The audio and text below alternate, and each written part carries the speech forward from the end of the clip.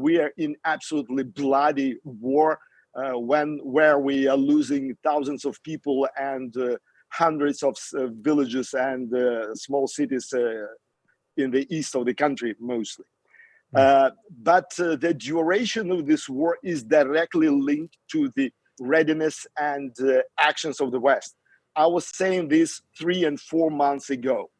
Now the situation is changing. For the last, let's say, 10 days, when we start using HIMARS system, the situation was changing dramatically for Russians. We're no longer only the east of Ukraine.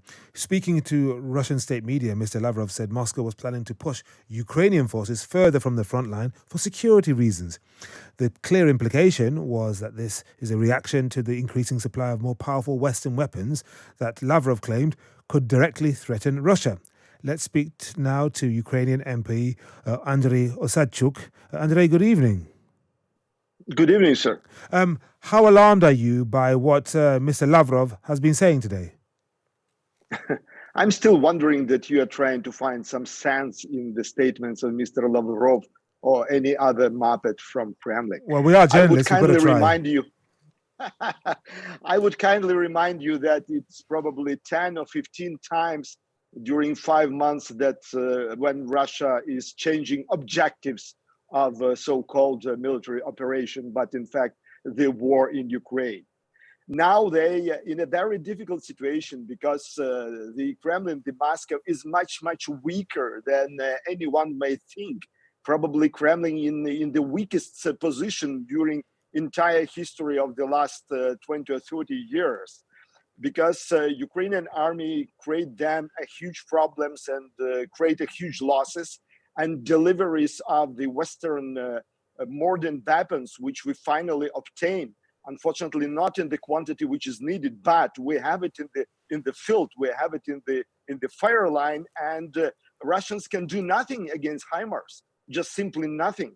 And they understand that in a very short period of time, they may lose Kherson, which they proudly occupied.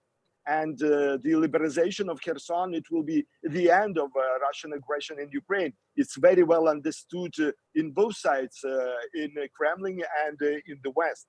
So that's why Lavrov is continue threatening, because again, all the Russian diplomacy was based on threatening, manipulation, and blackmail.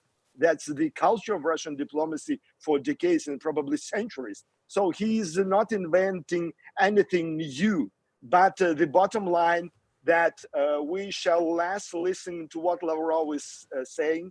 We shall be focused on our joint actions. Today there were another meeting in Ramstein format, and Ramstein format again confirmed the readiness of the West to act jointly. And by the way, the role of United Kingdom is huge. And taking this opportunity, I'm again saying thanks a lot to Boris Johnson, that despite all his internal difficulties, internal policy difficulties, he played as a Western leader. And I'm sure that the new leader of the Conservative Party, it looks that it will be Liz Truss, will continue his job. So we look very confident in the future. Yeah, let me ask you this. I mean, you speak very robustly and very confidently about the weakness of the Russians and the strength and resolve of Ukraine, but Ukraine is still experiencing significant casualties every day. At one point, the figure was at least 100 troops every single day in the Donbass area. How quickly do you think these Western weapons, HIMARS and other weapons, will make a difference? And I note that the First Lady of Ukraine was in Washington today asking for more weapons, more powerful weapons, increased supply. Is it still too slow, the supply? First of all, yes, we are suffering a lot. Daily, we have a very significant losses. I may sound confident, but I used to live in war.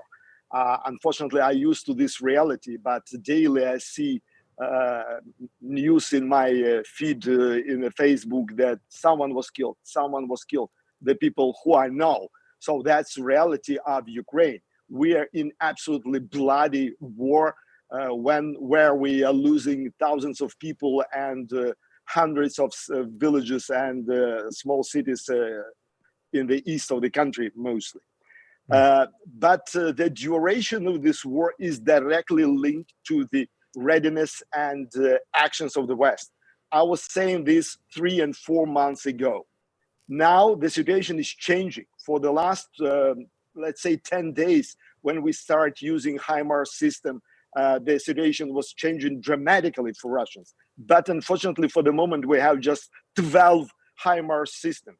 Today in Ramstein, it was confirmed that we will receive 20. But the Minister of Defense of Ukraine, Mr. Reznikov, was very clear that Ukraine needs at least 50 to stop Russians in full, and probably 100 to counter-attack them.